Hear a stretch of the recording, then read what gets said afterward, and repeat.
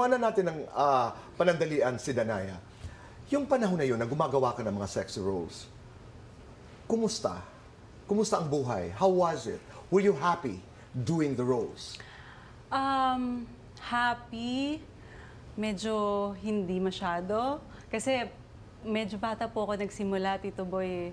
I was just doing that kasi syempre, yun yung stepping stone ko. Gusto ko talagang mag-artista nung time na yun. So parang doon ako dumaan and hindi ko masasabing alam na alam ko na yung ginagawa ko. Mahirap kasi at that age, hindi pa ako mulat sa kung ano siya. No. Kasi parang wala pa ako masyadong idea kung ano yung gagawin ko.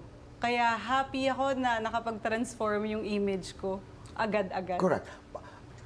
Naitanong ko lamang, dahil itong buwang ito or itong mga panahon na ito, parang anibersaryo noong ikaw ay nagkaroon ng kaso?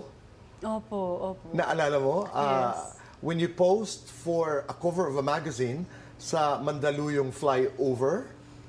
Opo, ayan. Naalala mo yun? Opo. Ikwento mo nga sa amin, what happened? Oo, yung nakaganon ka at nagka-traffic. Actually po ito, simpleng shoot lang, pictorial shoot na parang dinare ako ng manager ko. Sabi niya, o kaya mo bang mag-photoshoot sa EDSA?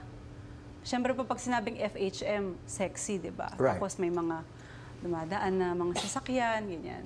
Sabi ko, sige, kaya ko. Pero may isang kondisyon.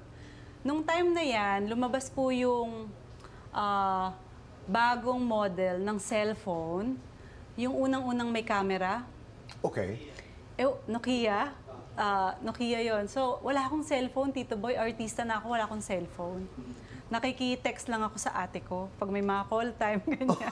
Okay. So sabi ko, sige, gagawin ko yung gusto mo, pero bibili mo ako ng cellphone. Sabi mo? Na may camera. Sabi mo kay Jojo? Kay Jojo, sa manager ko. Alright. Sabi niya, yun lang pala eh. Sige. Ay, mali pala yung hiniling ko. Cellphone lang. Okay. Tapos right after that, umaga po yung shoot namin. Sabi niya, sabi ko, ito na agad. Kasi natapos na yung shoot. So parang yun. May cellphone ka May na. cellphone na ako agad. I think we're celebrating the 21st anniversary. Oh my God, That was tagal 21 na. years ago. Ang tagal na. Tagal, oo. Napapag-usapan lamang. Opo. Bahagi ng kwento mo sa industriya.